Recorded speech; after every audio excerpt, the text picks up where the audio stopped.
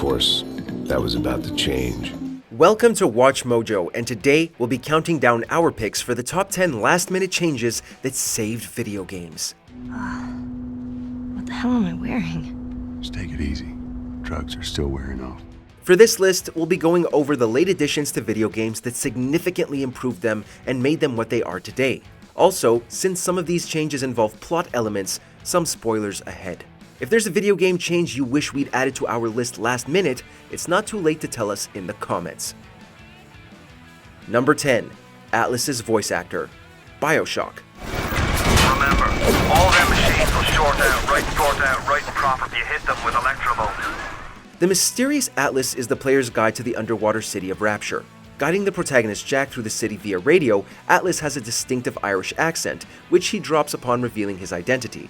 However, that wasn't always the case. The character was originally intended to be voiced by Greg Baldwin, the same voice actor who plays Frank Fontaine, Atlus's real identity. Although Baldwin planned to use a Southern American accent, it would have been easier to see the twist coming, at least for people good at recognizing voices. Carl Hanover, an Irish actor, was brought on, and after test groups liked his performance, the developers kindly made the switch. Number 9. Including linked battles. Pokémon Red and Blue versions.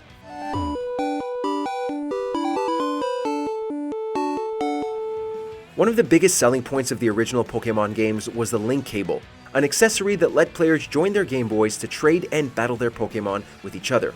However, the latter feature was a surprisingly late addition.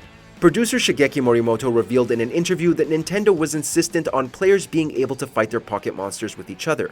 He was not enthused with the idea at first, and the original feature had automatic randomized outcomes instead of live battling. Naturally, that didn't go over well, and they created the familiar back-and-forth combat that helped make Red and Blue such a success. Number 8. The awful voice acting. Resident Evil. Now Jill, can you go? I'm going with you. Chris is our old partner, you know. The original Resident Evil game is infamous for having some of the cheesiest, most bizarre voice acting ever in a video game. It should come as no surprise that it was a slapdash production. Although recorded in English, the actors were chosen by their availability in Japan, where it was recorded, not by their talent. In addition, the script was translated directly from Japanese, meaning many of the awkward lines were the result of things being lost in translation. Plus, the actors weren't given much if any direction, so they just read the lines as they were written. It's debatable whether or not the voice acting saved the game, but it certainly made it more memorable. That was too close. You were almost a Jill sandwich. You're right. Barry, thanks for saving my life. Number 7. Removing the auction house. Diablo 3.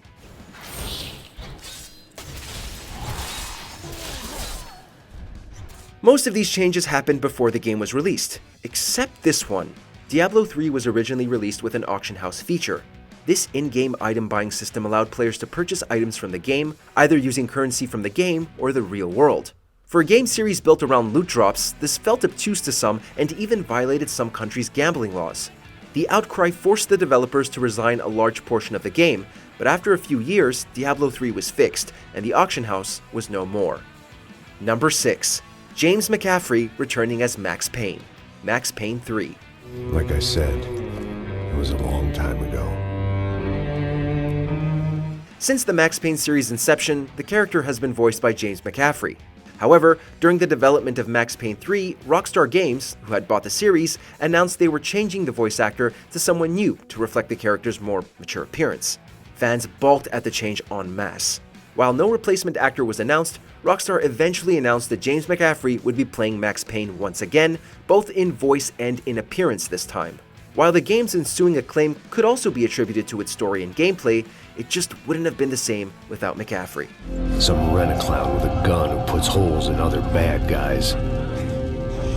Well, that's what they had paid for, so in the end, that's what they got. Number 5. Changing the art style. Borderlands. There's a lot of post-apocalyptic shooters out there, but Borderlands has distinguished itself from the rest with its offbeat sense of humor as well as its cel-shaded art style. Except, the latter was added quite late in the game's development. Reportedly, the game was around 75% complete when the entire art style was overhauled. This was done to help differentiate it from similar games in the genre, like Fallout. While the original, more muted look for Borderlands might have found success, it was far less eye-catching than the final product. Borderlands helped shooters become more colorful again after so much brown and gray. Number 4. Battle Royale Mode. Fortnite.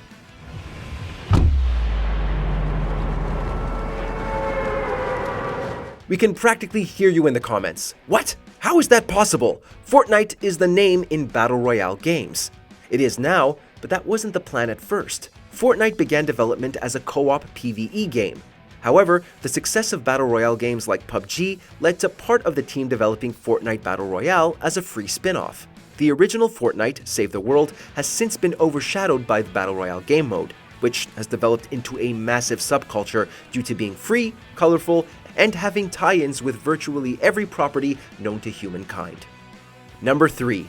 A new ending. The Last of Us. Back in Boston? Back when I was bitten? I wasn't alone. The ending of The Last of Us is one of its most praised aspects. Joel saves Ellie at the cost of a potential cure for the world. However, the game was originally envisioned with a more happy and less morally ambiguous conclusion. For much of the game's development, Tess was to be the game's antagonist, pursuing Joel and Ellie across the country. Ellie's first human kill was to have been Tess to protect Joel. The two would then have reached San Francisco, where they were trying to rebuild society. Although the new ending changed a large part of the story and was not well received among early testers, its reception grew more positive over time, and now we wouldn't have it any other way. Swear to me that everything that you've said about the Fireflies is true. I swear. Number 2.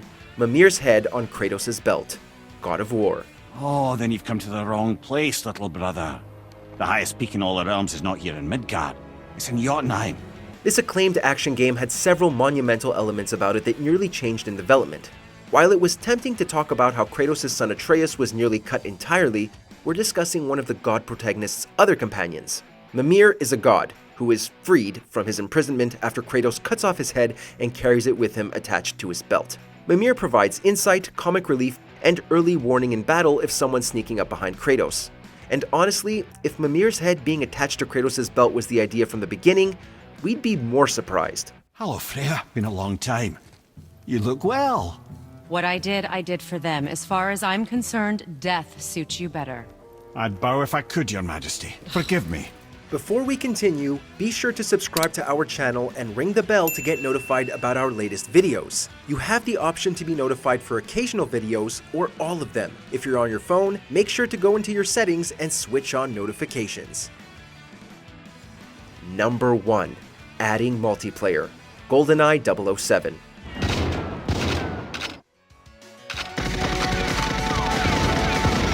Sure, GoldenEye 007 has a decent single-player campaign for its time, but what everyone remembers about it is its multiplayer. Up to 4 players duking it out on various maps, it was the premium multiplayer shooter of its time. And yet, this beloved part of the game wasn't added until 6 months after the game's release. Programmed primarily by the programmer Steve Ellis, the multiplayer mode was created without the knowledge of Nintendo or Rare management. It's amazing that something so crucial to the game's success and legacy was added so late and done by basically one man.